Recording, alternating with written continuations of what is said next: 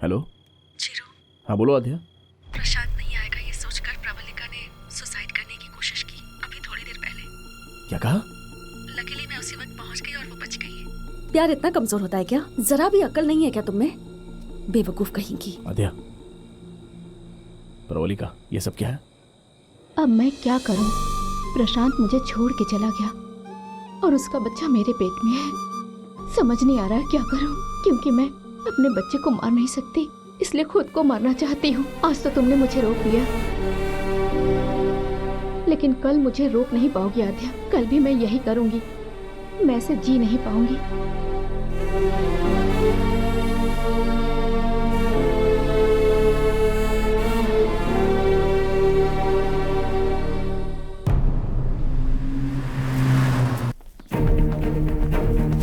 प्रशांत, प्रशांत।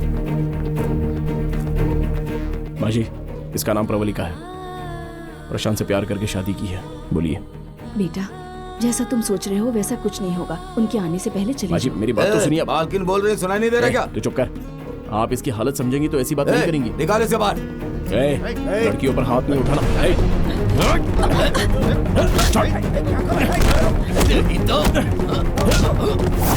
आपके लड़के ने झूठे सपने क्यों दिखाए? हाँ,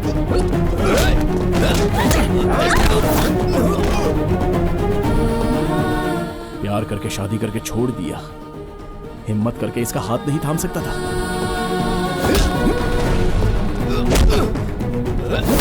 चीरू, चीरू,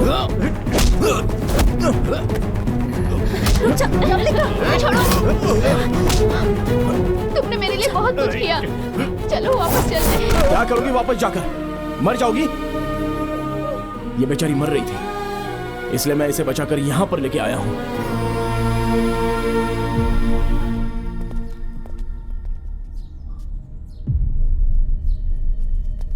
पिताजी, एक मिनट, मैं उनसे बात करता हूं। आप यहीं रुकिए। ब्रदर, मैंने तुम लोगों से कहा था ना, यहां से चले जाओ ब्रदर, बहुत बड़ी प्रॉब्लम हो जाएगी। चले जाओ प्लीज।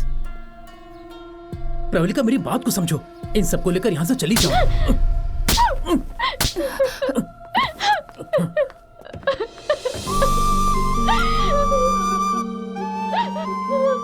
ये सब कुछ तुम्हारी वजह से हो रहा है। क्या मैं तुम्हारे पीछे पड़ी थी?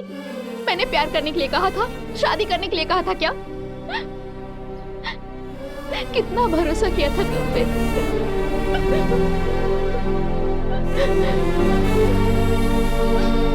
इनकी शादी हो चुकी है, कोर्ट में रजिस्टर भी कर दिया है, लेकिन इनको ऐसे ही छोड़ भी नहीं सकते ना। और ये बेचारी पेट से है, अपनी जान देने जा रही थी, तो रिएक्ट किए बिना नहीं रह पाया मैं। ये सब कुछ मेरी वजह से ही हुआ है। पहले मुझे मार दो, उसके बाद आपकी मर्जी। किसी भी औरत को जब ये पता चलता है कि वो मां बनने वाली है, तो सबसे पहले अपने पति को बताती है। आप तो जानते ही हैं, मैं तो कोई तीसरा आदमी हूं। आपका बेटा किस हालत में है आप ये समझ नहीं पा रहे हो।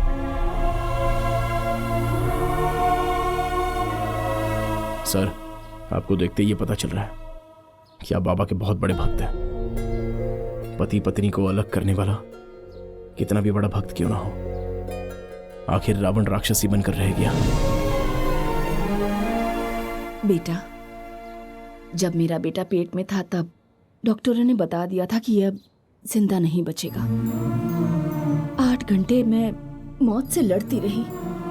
हमको डरा कर ये 8 घंटे बाद पैदा हुआ। क्यों जी?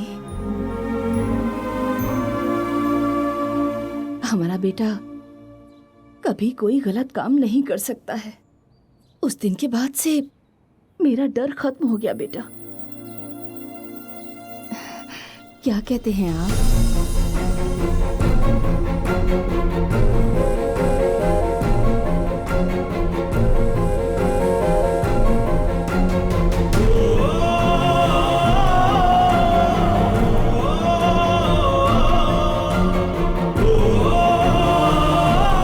बहू का ख्याल रखना।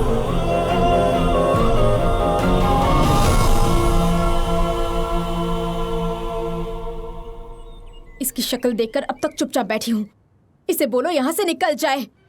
ये आप क्या कह रही हैं? अभी कोई प्रॉब्लम नहीं आएगी, विश्वास रखिए। इसकी शक्ल देखना भी पाप है।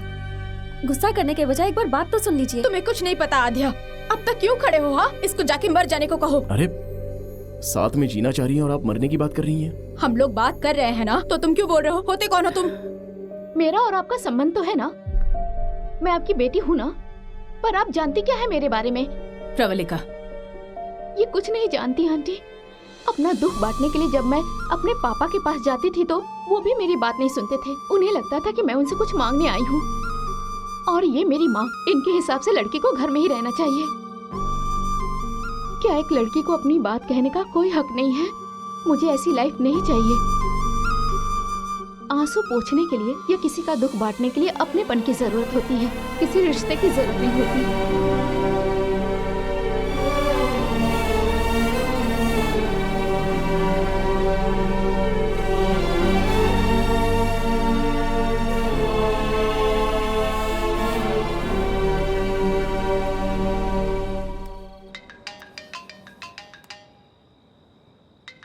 हाँ बोलिए ना।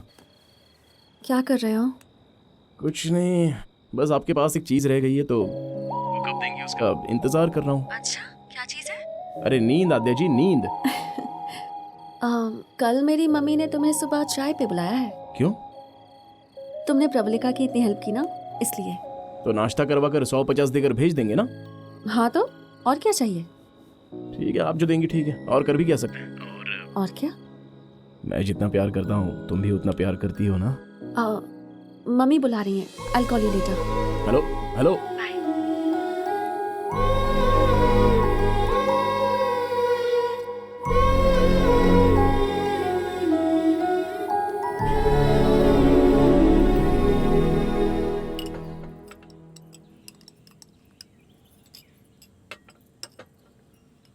मैं फैक्ट्री के सारे काम फैक्ट्री में ही खत्म कर देती हूँ।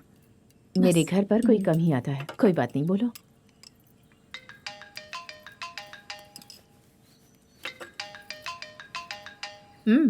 बात कर लो ना।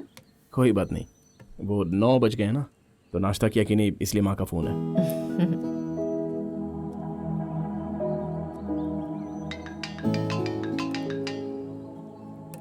पद्मा माँ, सेम खाना खाया कि नहीं? घर में मैं एक ही लड़का हूँ ना, तो बचपन से सब कुछ मेरे लिए ही होता है। एक बार अपने घर वालों को आने के लिए कहना। कोई बात नहीं। मैं उनसे मिलना चाहती हूँ। वो लोग तुम्हारा कितना ख्याल रखते हैं। मैं उनसे एक बार जरूर मिलना चाहूंगी। क्यों आध्या? हाँ बिल्कुल मम्मी, आने के लिए बोलो ना। ठीक है आंटी।